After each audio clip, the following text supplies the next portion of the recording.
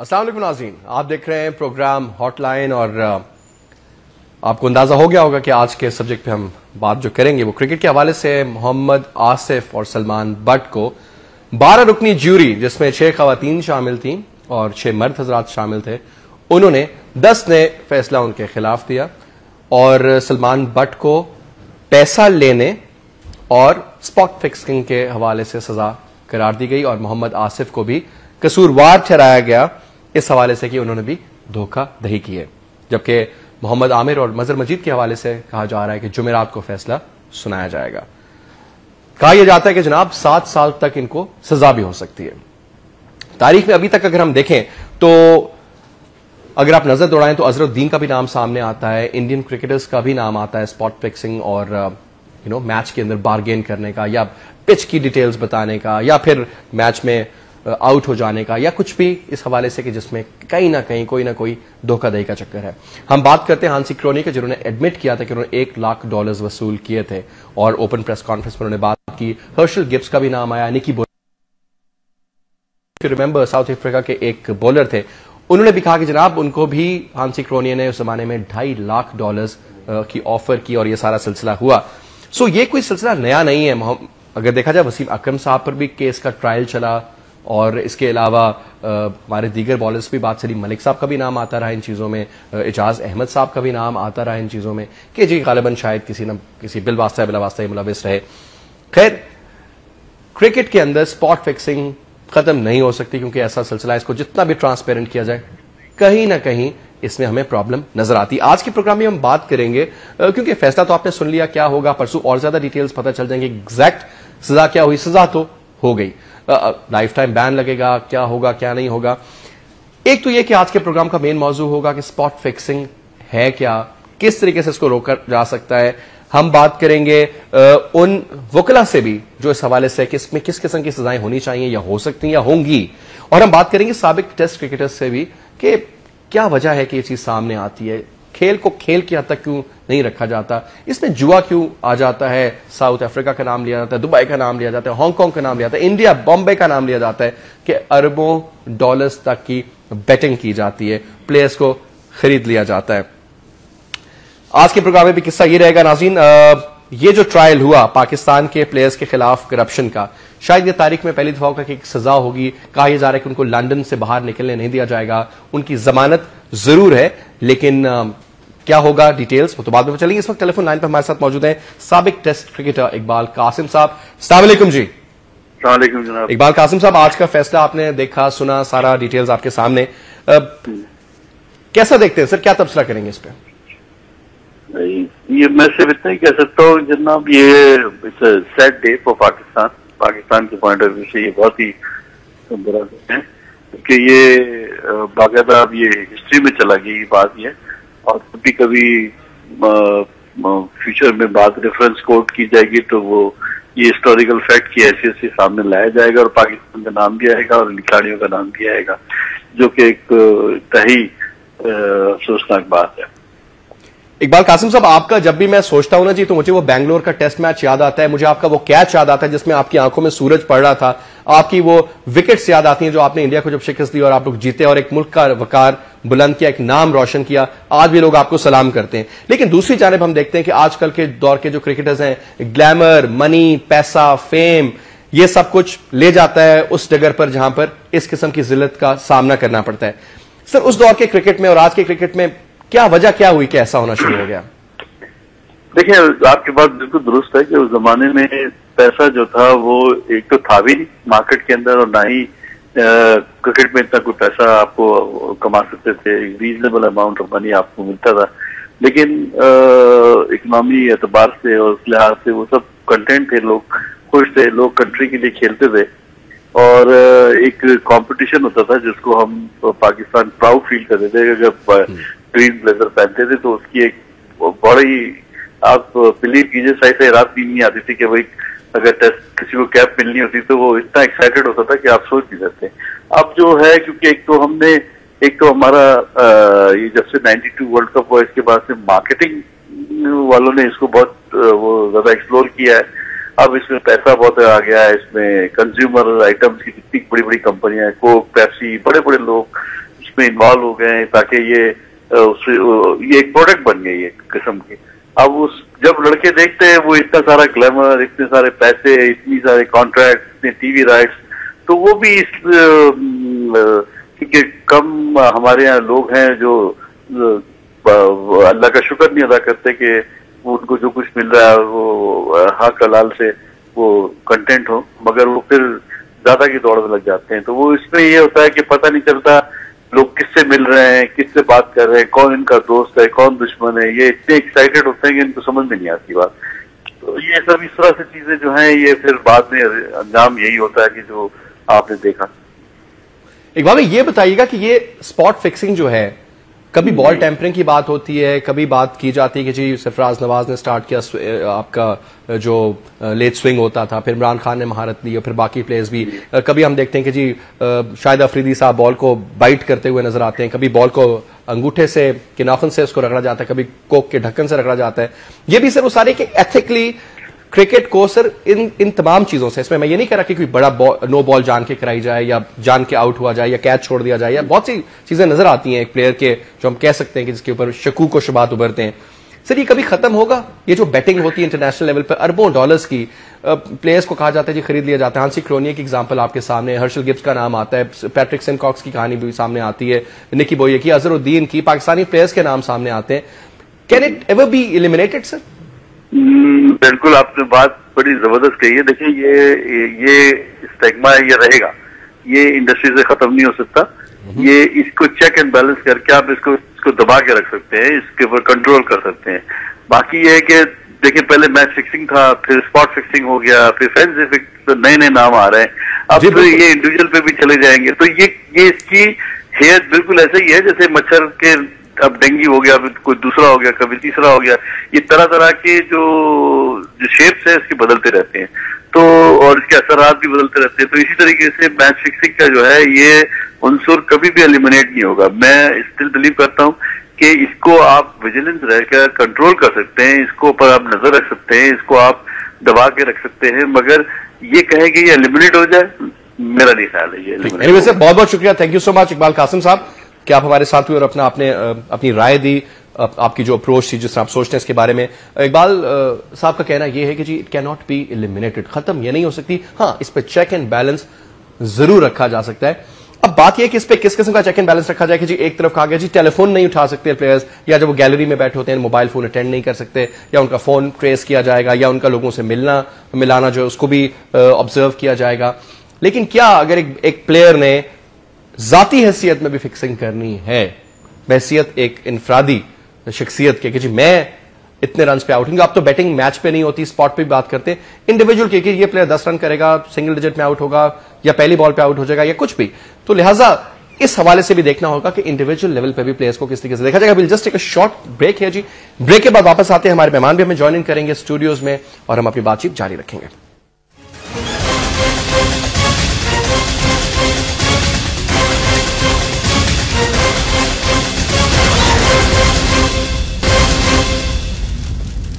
Welcome back जी। नाज़रीन, अभी मैं ज्वाइन इन किया है हमारे स्टूडियोज में इस्लामाबाद में जाकिर हुसैन सैयद साहब ने। Needs no introduction, is a very senior analyst. जब क्रिकेट की बात होती है तो जाकिर साहब को कैसे हम भूल सकते हैं। सर बहुत बहुत शुक्रिया, आप प्रोग्राम में हमारे साथ शामिल हुए। आज का सर ये फैसला जिसमें कि हमारे 2 प्लेयर्स को तो सजा सुना दी गई, आमिर का सिलसिला जुमेरात को किया जाएगा, मजहर मजीद से हमारा कोई ताल्लुक नहीं, लेकिन सर 2 फ्यूचर के मैगरा और फ्यूचर के वसीम अकरम से हमें हाथ धोना पड़ गए, और एक प्लेयर जिसने पैसे लिए और सारा कुछ हुआ, और आज 12 बंदों की जूरी में से 10 ने उसके खिलाफ फैसला दे दिया। पहले तो सिर्फ फैसले पे नजरसानी कीजिएगा और फिर यह भी बताइएगा सर कि क्या ये केस मिस हैंडल हुआ या यही रिजल्ट आना चाहिए था? देखिए जी, ये केस शुरू से बहुत बुरी तरह मिस हैंडल हुआ। आईसीसी के पास कंक्लूसिव एविडेंस थी, और उस एविडेंस के बाद ये जब न्यूज ऑफ द वर्ल्ड में सारा कुछ सामने आ गया, पाकिस्तान क्रिकेट बोर्ड को फौरी तौर पर इन खिलाड़ियों को विड्रॉ कर लेना चाहिए था, बुला लेना चाहिए था पाकिस्तान। जी हाँ, इसकी बजाय कि हम कन्फ्रंटेशन अडॉप्ट करते, हमने कहा जी नहीं ये तो मासूम है, और आपको याद होगा कि हमारे एम्बेसडर साहब ने इनसे बात करके उनको कहा जी इनसे ज्यादा मासूम तो है ही कोई नहीं, ये तो मेरे लिए नजदीक। वो कौन होते हैं इस इशू में इंटरफेयर करने वाले? He has no authority. उन्होंने आईसीसी के चीफ एग्जीक्यूटिव को बुलाया, और फिर वो चीफ एग्जीक्यूटिव जब उन्होंने उनकी बातें सुनी तो उठ के चले गए। Which was so insulting. और इनको पहली बात यह कि इनको फौरी तौर पर विड्रॉ कर लेना चाहिए था। तो इस केस की ये जो इतनी सीरियस नेचर हुई है वो शायद ना होती। ठीक, नंबर एक। तो केस होता ही ना सर, फिर चलता ही ना शगाले। नंबर एक। ठीक। नंबर दो, आप मुझे ये बताइए कि टीम के साथ एक स्पेशल सिक्योरिटी ऑफिसर आपने भेजा हुआ था, आप उसको तनख्वाह देते हैं, उसके अलावा आप उस सिक्योरिटी ऑफिसर को वहां किस लिए भेजते हैं? इसी काम के लिए सर, चेक एंड बैलेंस। आपके जो सिक्योरिटी है टीम की वो तो उनका मसला है, आप उसको इसलिए भेजते हैं कि ये गलत लोगों से ना मिले, ये वक्त पर कमरों में वापस आ जाए, और भी जो आपने उनके लिए एक डायरेक्ट कार बनाया उसमें ऑपरेट करें। ठीक। वो क्या कर रहा था जब ये इन लोगों से मिल रहे थे? डिड ही नॉट नो कि वो किन लोगों से मिल रहे हैं? और सर एक दफा नहीं बहुत बार मिले हैं, होटल पे, होटल से बाहर, रेस्टोरेंट्स में खाना पीना, घूमना फिरना। नंबर दो। नंबर तीन, मेरा ख्याल ये कि आमिर ने अक्लमंदी की कि उसने मान लिया कि हाँ जी हमसे गलती हुई है, और इन्होंने इसको कंटेस्ट करके, नोइंग के वो केस बहुत स्ट्रांग कोर्ट में नहीं जाते अगर उनके पास इतनी स्ट्रांग एविडेंस ना होती, तो इन्होंने ये जो है ये तमाम बातें एक के बाद।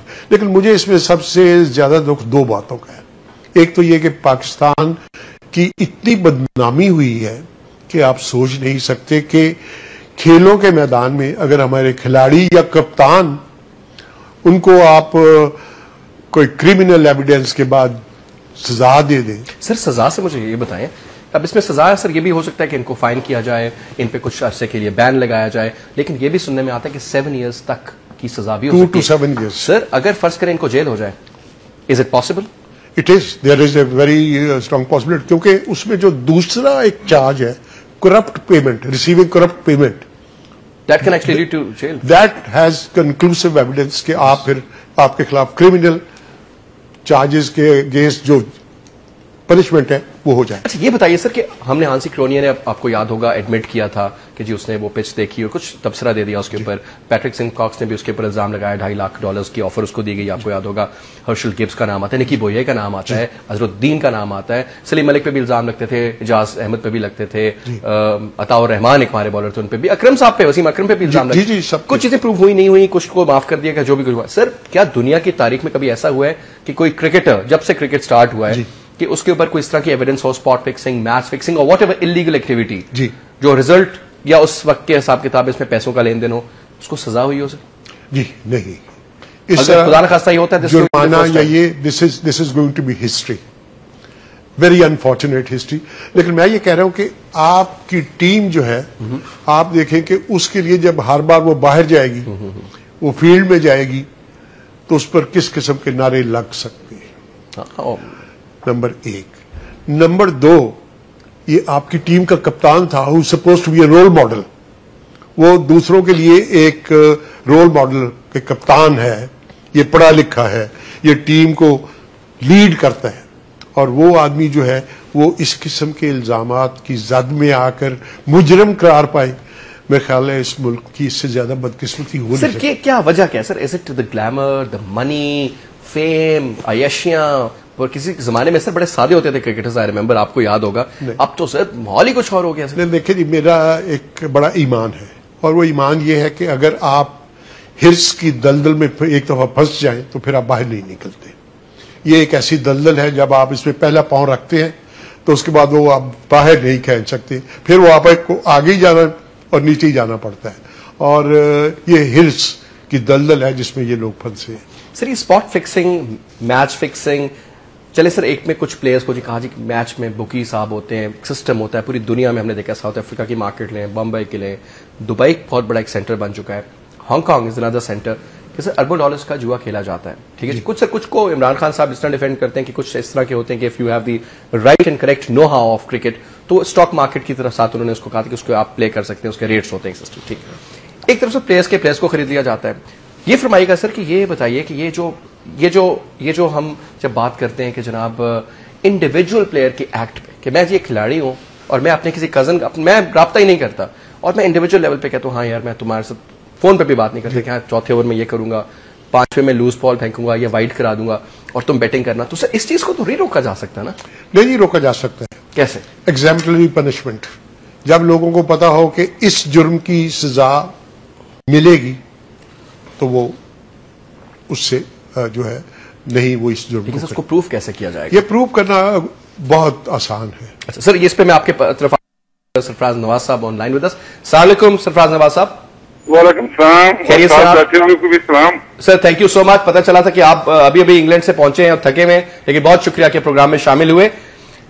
सर, ये फरमाइएगा कि आज का फैसला आपने सुना, उसके बारे में पढ़ा और आप इसको फॉलो भी कर रहे थे, काफी आपके मैं एनालिसिस भी देखता रहता था। अब क्या कहेंगे सर? क्या how would you see this? इसको कैसे देखेंगे?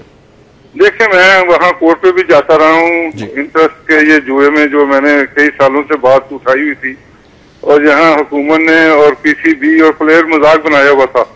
खुलेआम जुआ होता था, कोई किसी को नहीं करता था। जो पकड़ा जाता था वो हाई अप सिफारिशें डाल के पैसे दे के बीच में अपने आप को बचा लेता था। और ये जो बदनामी आज हुई है, एक दफा फिर पहले आईसीसी ने जो बैन किया जी, और अब कोर्ट के अंदर जो रोजाना केस चलता रहा, लंदन के अखबारात और दुनिया में ये रोजाना चीजें आती थी। लेकिन इसमें मैं दो अहम बातें आपको बताना चाहता हूँ जी कि जब मैं वहाँ सुन रहा था तो जज ने, जब मजहर महमूद जो जर्नलिस्ट है बयान दे रहा था, वो कई दफा घबराया हुआ भी नजर आया और क्वेश्चन का जवाब भी ठीक नहीं दे सका जी।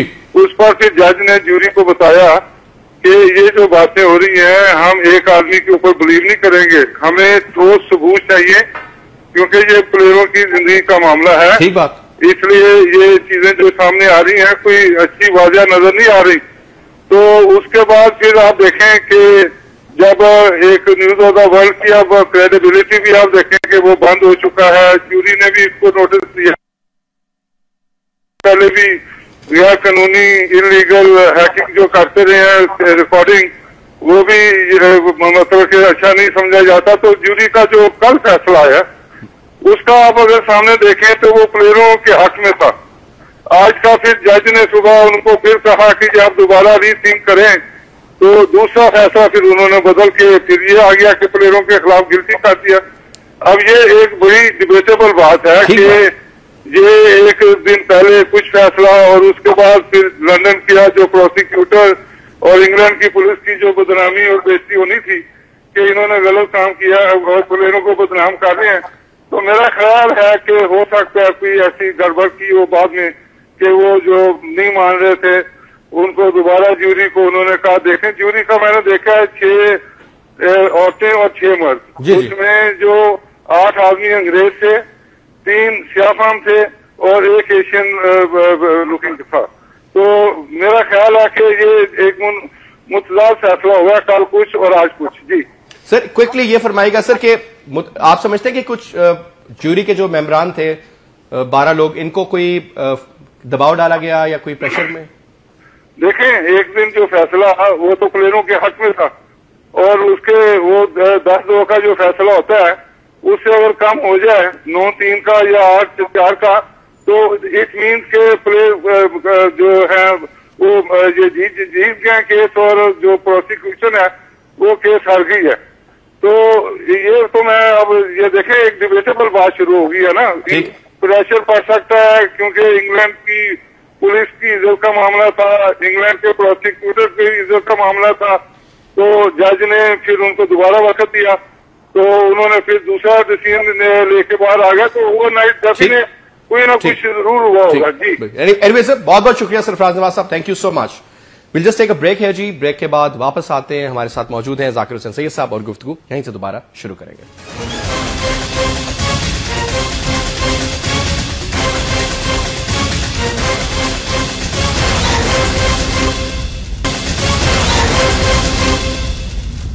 वेलकम बैक जी।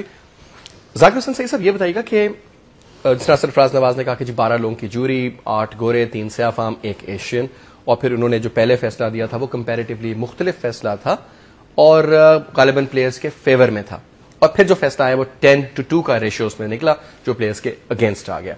सर, एक तो ये बताइएगा कि इसकी क्या वजूहत हो सकती है? कोई प्रेशर था या री जजमेंट थी या क्या वजह क्या थी? देखिए जी, आप अगर समझते हैं ब्रिटिश सिस्टम को ऑफ जस्टिस, वो which is one of the best in the world undoubtedly, तो उसमें 2 बातें याद रखी। एक तो ये कि आयोटा डाउट ये जहां पर हो वो जो है वो फैसला ऐसा नहीं करेंगे जिस फैसले से किसी को नुकसान पहुंचे। नंबर 1। नंबर 2, इस इशू के ऊपर जज ने मेरे ख्याल में अच्छा कदम उठाया कि ये प्लेयर्स के करियर का सवाल है, ये प्लेयर्स के फ्यूचर का सवाल है। आपने जो भी फैसला करना है इसको एक दफा आप दोबारा सोचें और सोच के आप फैसला करें। और जब उन्होंने दोबारा इसको रिकंसिडर किया, जो एविडेंस थी, तो it was overwhelmingly against the players.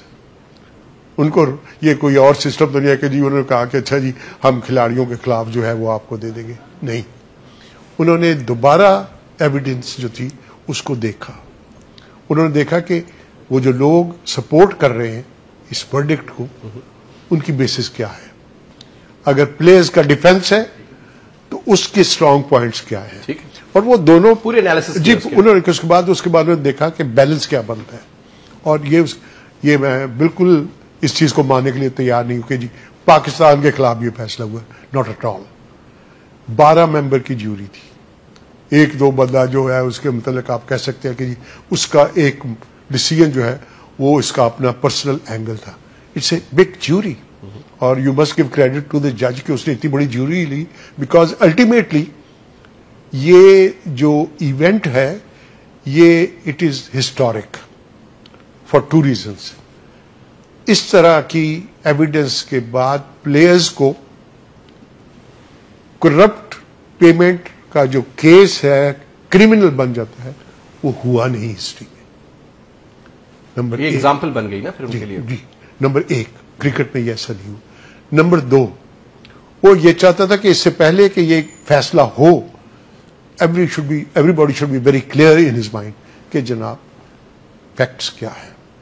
और मेरा ख्याल है हमें ये क्रेडिट देना चाहिए। अच्छा, मोहम्मद आमिर ने मान लिया, ये तो पाकिस्तान में जिसको हम कहते हैं जी वादा माफ गवाह वाली कार्रवाई, ये कुछ इस तरह की चीज मुझे लगती है। इस सूरत में सर आमिर का क्या होगा सर? नहीं जी, आमिर का जो है, आमिर को अगर आईसीसी मुनासिब समझे तो उसको उम्र की वजह से ये जो है वो छूट दे सकती है। लेकिन मेरा ख्याल है कि आमिर ने सेंसिबल चीज की। एवरीबॉडी न्यू कि वो जो नो बॉल था, वो no ball chance no ball नहीं था, वो प्लान्ड नो बॉल। एब्सोल्युटली, वो नजर भी आ रहा था। जी, मतलब वो प्लान्ड नो बॉल था। The way the foot landed and everything और यार्ड अहेड। और जी कप्तान ने उससे पहले आके उससे बात की और सारा कुछ, और कोई फील्ड चेंज नहीं की, कोई उसने कोई टेक्टिकल मूव नहीं की, उसके बाद उसने वो गेंद किया। तो जो सब लोगों के, मेरे और आपके लिए जो अवेलेबल एविडेंस थी थ्रू वीडियो, वो यही थी कि इसमें कुछ गड़बड़ जरूर है। अब सर एक चीज आ जाती है, सलमान बट के ऊपर है कि पैसे लिए और धोखाधही की, 2 चीजें। मोहम्मद आसिफ पे आता है पैसे नहीं लिए लेकिन धोखाधही की गई, ठीक है।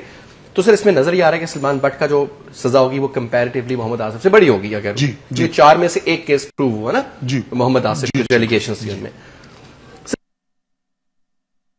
गॉड फॉरबिड, अगर मैं नहीं चाहता कि अल्लाह ना करे ऐसा हो, मैं कहता हूं फाइन वाइन हो जाए, कोई इज्जत रह जाए, कोई बचत हो जाए, लेकिन सर फर्ज करें कि जूरी अब जो उनकी सजा तो महफूज होगी ना कि अब सजा सुनाई जाएगी कि आपकी एग्जैक्ट है क्या, कसूरवार आप है, सजा आपको दी जाएगी, लेकिन क्या दी जाएगी। Now this is the point sir. इस तरह की सिचुएशन में आपने इतना अरसा क्रिकेट ऑब्जर्व किया है, हो सकता है फ्यूचर के लिए एक एग्जाम्पल सेट करनी हो, इन प्लेयर्स को भी वो देख रहे हो कि यार क्या हुआ क्या नहीं हुआ, और जो चीजें प्रूव हुई, सजा की नोयत क्या हो सकती है सर? ये थोड़ा देखिए जी, इस वक्त जो है केस जो बनता है वो करप्ट पेमेंट का है।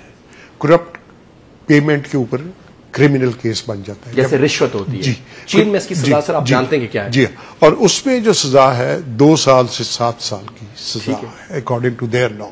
तो अगर ये केस वो प्रूव करते हैं, जो वो कह रहे हैं उन्होंने कर दिया जी, और उसके आसिफ के खिलाफ शायद ये केस ना प्रूव कर सके, लेकिन इसमें sir there is a probability कि मोहम्मद आसिफ को शायद जेल ना हो, लेकिन सलमान बट को हो सकती है। पॉसिबिलिटी है, देयर इज ए पॉसिबिलिटी और there is a very grave possibility. अच्छा, ना तो इनके जो वकील थे मोहम्मद आसिफ, उन्होंने कहा जी कि हम सजा के खिलाफ अपील नहीं करेंगे, तो अपील तो बनती है ना सर? देखिए ये केस की जो नोयत सामने आई है प्रोसीडिंग्स में, उसकी लाइट में इस प्रोसीडिंग में उनके खिलाफ तमाम के तमाम जो है एविडेंस वो स्ट्रांग है, तो फिर अपील करना बनता नहीं है, because then you strengthen the verdict against you, then you have no chance कि आप आगे जो है किसी तरह बच सके। Sir government to government involvement जो होती है, जिस तरीके से हमने देखा कि हमारे एम्बेसडर जो थे बरतानिया में, उनके घर पे गए ये लोग, सारी कुछ बात हुई, मैंने कहा जी हम सपोर्ट करेंगे, एजाज भट्ट साहब का भी बयान रहता है, सारा कुछ हो जाता है। सर अगर इजाजत है तो हम टेलीफोन लाइन पे हमारे साथ मौजूद हैं बासित अली, साबिक टेस्ट क्रिकेटर। अस्सलाम वालेकुम बासित साहब। वालेकुम सलाम। कैसे आप, खैरियत से? वासित साहब, आज का आपने ये देखा जो वर्डिक्ट आया बरतानिया की अदालत का प्लेयर्स के खिलाफ। Now sir, as a test, as a former test cricketer, as a batsman, आप लोग, मुझे याद है जिस जमाने में क्रिकेट थे तो बड़ी चीजें, बड़ी एथिक्स और वैल्यूज के ऊपर बेस करती थी। आज की सर ये जो वैल्यूज और एथिक्स की और इन चीजों की इरोजन होगी, ये हम इनसे दूर हो गए। पहले तो ये फरमाइएगा कि किस बात पे आप किसको इल्जाम देंगे इस चीज का, कि what is the reason behind all this? देखिए जी, पहला तो इल्जाम मैं दूंगा अपने प्लेयर्स पे, क्योंकि उन्हें ये हरकत करनी नहीं चाहिए थी। जितना कसूर हमारे प्लेयर्स का है उतना ही कसूर आईसीसी का भी है। ठीक, क्योंकि आईसीसी का दोहरा मेयार है इस मामले में।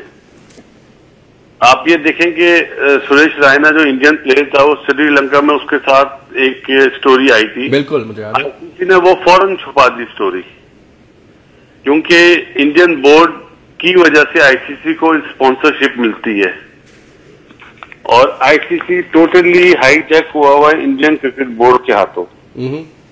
तो यही वजह है कि जो मतलब मैं माफी चाहता हूं कि हमारा जो बोर्ड है वो जानदार बोर्ड नहीं है और इंडियन क्रिकेट बोर्ड जो है वो जानदार बोर्ड है। तो सर बेसिकली आप जो कह रहे हैं, आप ये कह रहे हैं कि जो लेवल पर वो बहुत वीक है कंपैरेटिवली। अगर यही प्लेयर इंडिया के होते और यही काम इन्होंने किया होता तो शायद ये फैसला ना होता। 100% नहीं होता, मतलब इसमें तो कोई डाउट ही नहीं है। क्योंकि देखें, दुनिया के जितने भी, अभी अगर आप वर्ल्ड कप उठा के देख लें, वर्ल्ड कप के दौरान में एक टीवी चैनल से मुंसलिक था जी। जब ऑस्ट्रेलिया और जिम्बाब्वे का मैच हुआ है, ऑस्ट्रेलिया ने टॉस जीता अगेंस्ट जिम्बाब्वे। जिम्बाब्वे की टीम कैसी है अगेंस्ट ऑस्ट्रेलिया दुनिया जानती है। ठीक है। उन्होंने पहले के 10 ओवर में बनाए 24 रन विदाउट एनी विकेट और बैटिंग कर रहे थे शेन वॉटसन और हेडन। ठीक। और वही प्लेयर नॉट आउट खेलते हुए 20 ओवर में उन्होंने बनाए 58 रन। तो जब तक आईसीसी एंटी करप्शन यूनिट में बेकार लोग रहेंगे जिन्हें क्रिकेट की अलिफ भी नहीं पता, उसमें उन्होंने डाले हुए हैं रिटायर्ड पुलिस वाले जो ये नहीं जानते प्लेयर्स की बॉडी लैंग्वेज क्या होती है, प्लेयर किस सेंस में खेल रहा है, किस वे में खेल रहा है, तो वो ये चीजें नहीं पकड़ी जाएंगी। पहले होता था कि मैच फिक्सिंग होती थी, अब फैंसी फिक्सिंग होती है कि ओवर्स में इतने रन आप ना बनाओ तो पैसे मिल जाते हैं। तो यही वो चीजें हैं जो आईसीसी इस चीज में बिल्कुल नकारा है। आईसीसी ने मतलब यही अगर आईसीसी का दोहरा मेयाद रहा तो ये फैंसी फिक्सिंग और ये चीजें कभी भी बंद नहीं होंगी। ठीक है सर, ये तो आपकी बात जी, ये तो बासित भाई आपकी बात बिल्कुल ठीक होगी कि एक बात तो समझ में आती है कि ठीक है स्टैंडर्ड्स का भी फर्क होता है, लॉबिंग की भी बात होती है। ऑब्वियसली कई बहुत से ऐसे और भी मैचेस हैं जो आपने तो एक एग्जांपल जो आपको नजर आ रहा होता है कि यार ये क्या हो रहा है भाई, यू नो बॉलर की लाइन एंड लेंथ, हर चीज इंडिविजुअल लेवल पर भी कार्रवाई होती है। लेकिन मुझे ये बताइएगा कि अब आपने ये जो पूरा फैसला देखा, इसमें पैसे भी उनके पास मार्क्ड नोट्स भी मिले सलमान भट्ट, और किस किस्म की नो बॉल्स हुई, आपने भी इतना अरसा क्रिकेट खेला है, किस किस लेवल पर देखा है, किस किस्म की नो बॉल कराई जा रही थी, फिर मोहम्मद आमिर का एक्सेप्ट कर लेना, तो आप समझते हैं कि ये बेसिकली इन लड़कों ने ये काम किया था जिसकी जायज सजा दी गई? देखें, मैं आपको सच्ची बात बताऊं, यहाँ पे सलमान भट्ट, मोहम्मद आमिर या आसिफ मेरे भाइयों जैसे हैं। अगर यहाँ पे मेरा बेटा भी हरकत करता तो मेरा जवाब यही होता कि दे आर गिल्टी। ठीक, इससे बड़ी बात नहीं बोलूंगा, क्योंकि मेरे माँ बाप ने जो मुझे तालीम और तरबियत दी है, मैं हमेशा सच को सच ही बोलता हूँ। ठीक, बहुत बहुत शुक्रिया Basit, thank you so much for being with us, बहुत शुक्रिया। यहां पे नाज़रीन एक शॉर्ट ब्रेक लेते हैं, ब्रेक के बाद वापस आएंगे। हमारे साथ मौजूद हैं जाकिर हुसैन सैयद साहब, और फिर इस कंक्लूजन की तरफ चलेंगे कि हमें बैसियत ये नहीं सोचना चाहिए कि जी फैसला होगा क्योंकि पाकिस्तान के खिलाफ था। हमें देखना यह पड़ेगा कि बीइंग अ न्यूट्रल ऑब्जर्वर कि अगर इन प्लेयर्स ने ये काम किया है तो फिर इनको सजा तो मिलनी चाहिए थी। एक ब्रेक लेते हैं, ब्रेक के बाद वापस आते हैं।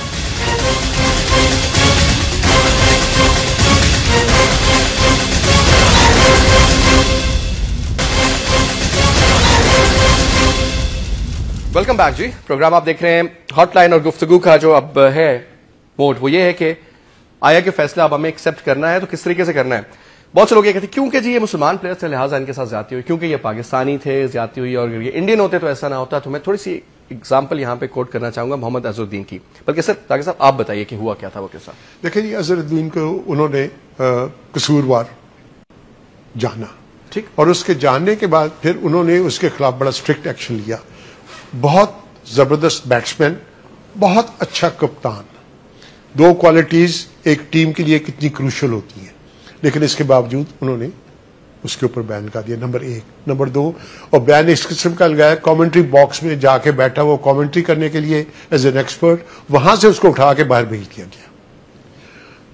तो दो चीजें आपको याद रखनी चाहिए। ICC over a period of time अब उन्होंने फ्रेमवर्क डेवलप कर लिया है जो करप्शन के मुतल्लिक बेहतर स्ट्रेटेजी इख्तियार कर रहे हैं। ठीक है। लेकिन दूसरी बात जो है वो ये करप्शन उस वक्त तक खत्म नहीं होगी। मैं क्रिकेटर इंटरनेशनल जो दुनिया का बड़ा मैगजीन है, ठीक है, उसका कॉरेस्पॉन्डेंट था पाकिस्तान। सारी दुनिया से उन्होंने जो 3 आदमी इस इशू के ऊपर लिखने के लिए बुलाए, उनमें से एक मैं था। तो मैंने ये कहा कि ये मैच फिक्सिंग नहीं खत्म होगी, क्योंकि आपके कानून और उस मुल्क के कानून मुख्तलिफ हैं। अगर पाकिस्तान में कोई खिलाड़ी जो है वो जाके कहता है कि जी मेरा तो ये रिस्क है और मुझे मेरे रिस्क से जो है वो रोका जा रहा है, तो कोर्ट उसको जाहिर है उसका एक कन्वीनियंट, जिस तरह आपको याद है तारुल मान का बाद में हुआ था जो है वो, तो वो जो है। लेकिन आईसीसी जो अपना सिस्टम है उसको फुल प्रूफ बना रही है, और ये कहना we should also follow that ICC system. लेकिन मैं ये कह रहा हूं कि हमें अपने सिस्टम में भी कम से कम ये क्लॉज जरूर इंक्लूड करनी चाहिए कि हम किसी ऐसे खिलाड़ी के खिलाफ जिसके पास आपके पास सबूत है उसको अपने क्रिमिनल जस्टिस में भी लाना चाहिए। सर ये जो बुकीज के साथ ताल्लुकात होते हैं जी सर, ये तो खत्म नहीं हो सकता ना, कि जरूरी तो नहीं कि डायरेक्ट उसका डायरेक्ट कॉन्टेक्ट, इनडायरेक्ट कॉन्टेक्ट भी हो सकता है ना सर जी, कि आप, मैं सर एक प्लेयर हूं, मैं कप्तान हूं और आप मेरे दोस्त हैं और आपका आगे कोई तीसरा बंदा जानने वाला है और मैं आपसे किसी खाने पे कहता हूं जी बिल्कुल, तो how would you stop that sir? जी इसलिए मैंने ये कहा था कि आईसीसी एलिमिनेट नहीं कर सकती। इवन इन अदर स्पोर्ट्स सारी दुनिया के आप अगर मुख्तलिफ सॉकर में आप देखें कितने ममालिक के मैं आपको एग्जांपल्स दूं जहां पर लोग वो चल रहे हैं वहां, वो एलिमिनेट नहीं कर सकते, क्योंकि जैसे मैंने ये बताया कि ये एक दलदल है हिर्स, जिसमें आप आगे जाते हैं तो पीछे नहीं आ सकते। तो मेरा अपना ख्याल ये है कि इसमें 2 बातें याद रखनी चाहिए। एक तो ये कि इस तमाम केस में हमने इस केस को बहुत बुरी तरह हैंडल की है, शायद ये नौबत ना आती अगर हम इसको सही तरह शुरू में हैंडल कर लेते। तो who should be held responsible? Ijaz Butt? जी बिल्कुल, without any question of doubt. Sir do you think Ijaz Butt has been the person जिसके दौर में क्रिकेट तबाही होगी, तबाही की दाने पे पहुंच गया?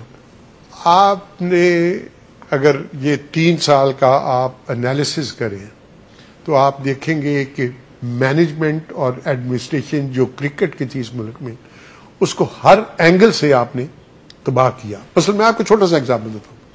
Shahid Afridi, he was caught cheating when he was biting the ball, वो उसको बॉल टेम्पर कर रहा था। आईसीसी ने उसको पनिश किया, आपने उसको वापस बुला के कहा कि जी वनडे भी है तो टेस्ट के में ही आप कप्तान बन जाएंगे। What are you trying to prove to the world? Encouraging him जी कि जी हाँ डजंट मैटर, क्या हो गया फिर क्या हो गया, इसको आप बना दे। आते ही जनाब आपके जो नए चेयरमैन साहब है उन्होंने आते ही ये बयान दिया कि हम उसको फौरी तौर पर वापस बुला लेंगे। He went on his own accord, उसको तो किसी ने ये नहीं कहा था कि तुम रिटायरमेंट ले लो। मैं ये एग्जाम्पल फोर्स नहीं करना चाहता, लेकिन मैं ये देख रहा हूं कि आप देखिए क्रिकेट बोर्ड के क्या डिसीजन से आपके 4 कप्तान जो है उनके खिलाफ आपने एक्शन लिए। क्यों? डिड यू हैव एविडेंस कि वो सारे के सारे कप्तान जो है नाअहल है या टीम को बर्बाद कर रहे हैं? आपने टीम मैनेजमेंट की बुनियाद पर सब आपने टीम मैनेजमेंट के वो लोग साथ भेजे जिनका अपना करियर टेंटेड था। Was Waqar Younis not tainted? आपको पता है कि वकार यूनुस ने इंग्लैंड में जब पाकिस्तान टीम वेस्ट इंडीज गई थी और वहां पर उनके खिलाफ स्मोकिंग और वो वसीम अकरम भी थे, अपना वो स्पिनर भी थे, मुशी भी थे, उसके ऊपर एविडेंस नहीं थी। वकार यूनुस ने एक अंग्रेजी अखबार को इस स्टोरी बेचने के लिए कुछ £1000 के कहा कि ये सब कुछ हुआ वेस्ट इंडीज की बीच पे जो स्मोकिंग। आप उसके फिर आप जहाज का देखें वो उसमें, तो आप जब ये ऐसे हालात पैदा करते हैं जिसमें खिलाड़ियों को थोड़ा सा चांस भी मिले तो उस चांस को वो एक्सप्लॉइट करेंगे। इसलिए मैं सबसे पहले तो क्रिकेट बोर्ड को इस चीज का जिम्मेवार ठहराता हूं। और नंबर 2, जो सिक्योरिटी ऑफिसर वहां पर था, he failed in his duty. Number 3, मुस्तकबिल के लिए हमें एक ऐसा लाहा अमल इख्तियार करना चाहिए कि क्लियर मैसेज खिलाड़ियों को जाए कि जनाब, in case of anything like this हमारी बचाव या बचत नहीं होगी। जब तक ये नहीं होगा ये चीज खत्म नहीं होगी। लेकिन हम सबको अफसोस के साथ करना पड़ता है कि ये पाकिस्तान के लिए it's a bad black day. Anyway sir, thank you very much. Zakir Hussain Saeed साहब, आपने हमें ज्वाइन किया, और तमाम वो हजरात जिनमें बासित अली, इकबाल कासिम और सरफराज नवाज साहब थे, उनका भी शुक्रिया कि उन्होंने हमें टेलीफोन लाइन पर ज्वाइन किया। नाज़रीन, अब फैसला अब आपका है, आपने देखना है, क्योंकि कोर्ट ने, और उस कोर्ट ने जो दुनिया के बारे में, इसके बारे में दुनिया कहती है कि दुनिया का सबसे इंसाफ वाला वो एक सेटअप है उनका, बरतानिया का, उसने एक फैसला दिया 10-2 का ratio, and held these players responsible for spot fixing. अब आपका दिल क्या कहता है? आपने सारी एविडेंसेस देखी, सारा सिस्टम देखा, सारी हियरिंग देखी, एज एन इंडिविजुअल हर किसी के दिल में एक उसका जवाब आता है, खुद ही उसको अंदाजा हो जाता है कि सही हुआ या गलत। एनीवे जी, कल हाजिर होंगे 8 बजे, और तब तक के लिए इजाजत दीजिए हमें। खुदा हाफिज।